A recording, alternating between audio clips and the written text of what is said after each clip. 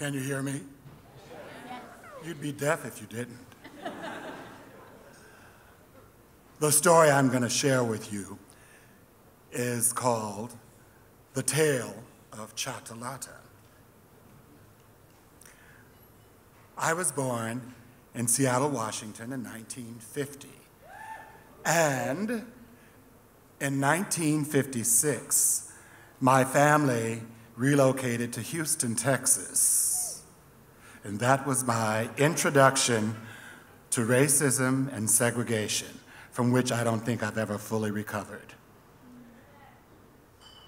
My first day in school, I had never been around so many other black children in my life, and as funny as this may seem to you, I was scared to death.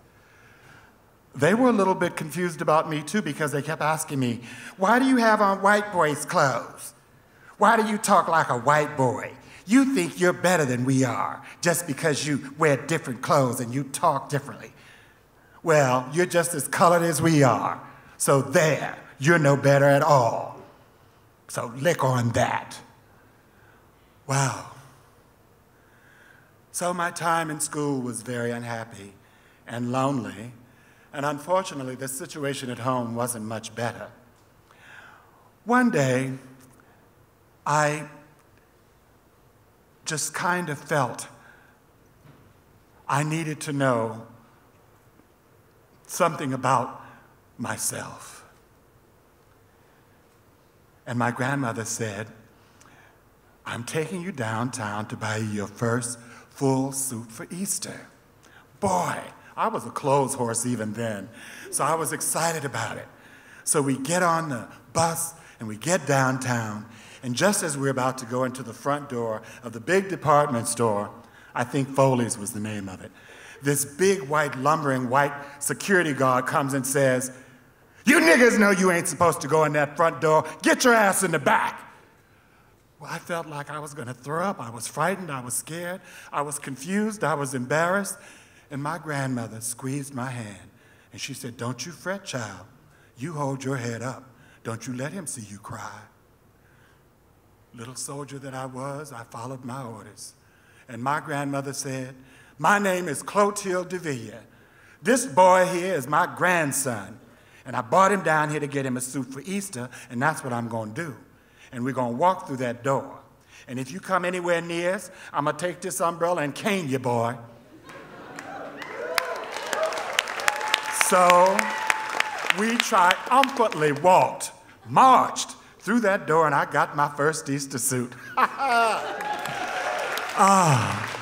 That was one of my first well-learned lessons about being who you are. Well, shortly after that, I was sitting on the stoop, feeling a little bluesy, because some kids had probably heckled me and called me some names. And Clotilde, Mama Clo, my grandmother, who was this tiny little woman, not much taller than me, with cream-colored skin, waist-length hair, and these black eyes that were just soulful. And she said, Tony, my name is Michael, but my middle name is Anthony, and my family's always called me Tony. She said, Tony, I need to tell you something. It's time that you know something about who you are. Well, I was excited because I thought I knew all there was to know about me already. All my secrets were still in place.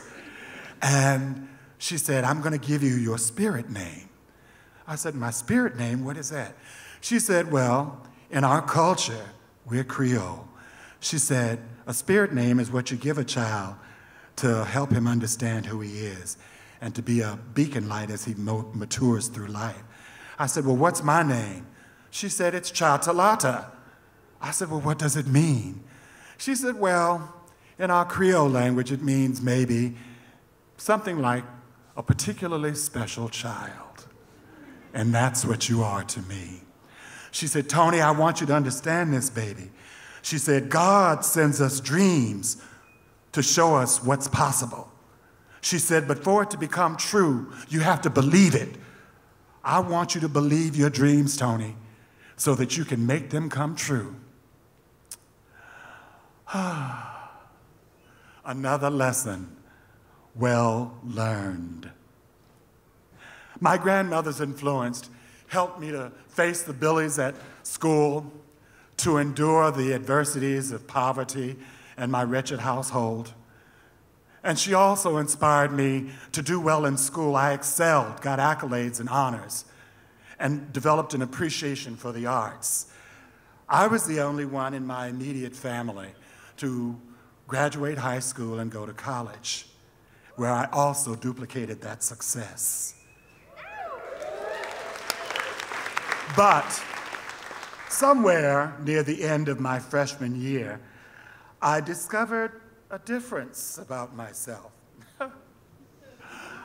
And it was that I was gay.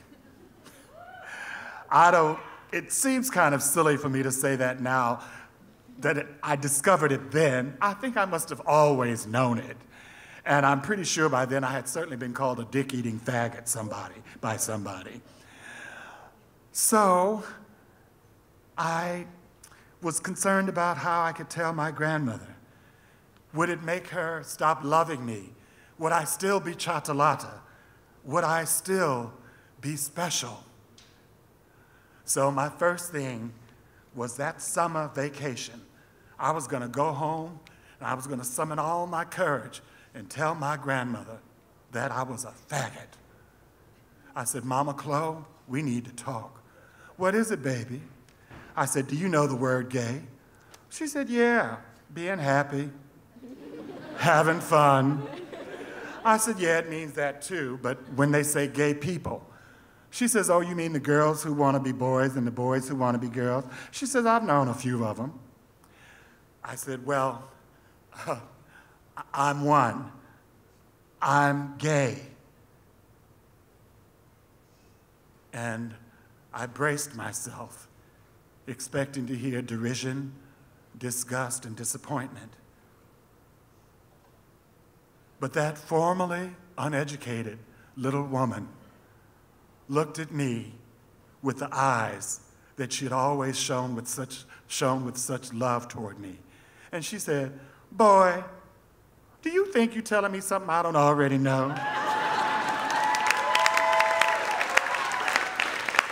She said, I have known you and raised you all your life to be a decent human being.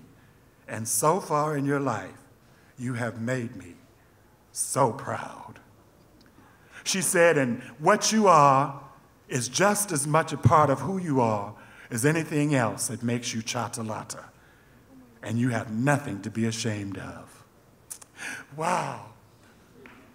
The one person whose love and approval I desired most had given me the greatest gift of my life, and that was to have true self-awareness and understanding, to accept being authentically myself, unapologetically.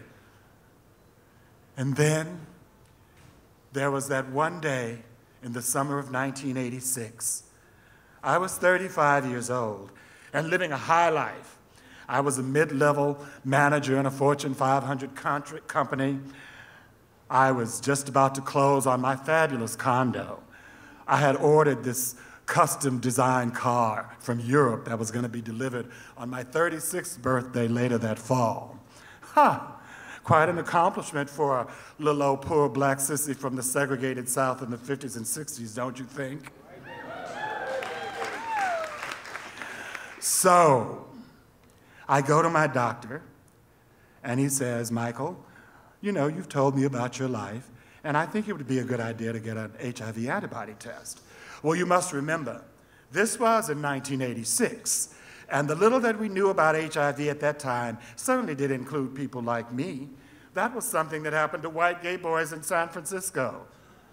Sure, doctor, take the test. Several weeks later, sitting in Dr. Beer's office, he was somber. He said, Michael, I'm so sorry to tell you this, but your test came back HIV positive. I really don't remember exactly how I felt at just that moment. I think it all got kind of blank. And all I know is that the summer of 1986 was like walking out into a sun that had been darkened by despair and fear and loneliness. I spent the next 2 years in denial, running away from it, not facing it. I got my diagnosis 3 more times before I accepted that it was true. And I couldn't believe that this thing had invaded my perfect life. This virus had come into my circle. After all, I was Chatalata. I was the special one. And I've got this damn virus living in my body. I can't begin to tell you the horror. I cannot begin to share with you the shame. And I can't tell you how alone and frightened I felt. It was like hanging on the edge of an abyss, knowing that you're going to fall, knowing there's nothing you can do to stop that fall, and knowing that whatever is holding you up will finally let you go. I can't tell you what the turning point in my life was, but there was some life-defining moment when I remembered my grandmother showing me the courage when the white man spat at us. I remember being run down from dorm to dorm in college because I was gay, I was queer, I was a faggot. And I remember people throwing garbage at me because I had the courage, the willingness to talk about living with HIV long before it was something that was understood. And I said, how dare I forsake the legacy of being Chatalata and the spirit of my grandmother Clotilde by letting these damn challenges control my life.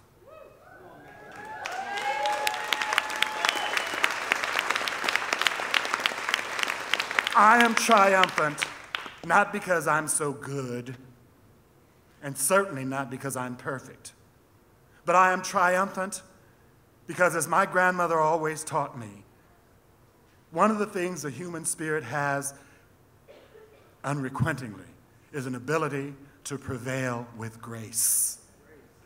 Through all the trials and tribulations that life can throw at you, through all the toughness, the snares that can pull you apart, to prevail with grace. And the other thing my grandmother taught me was that the nature of a gift is that you share it. You don't keep it to yourself.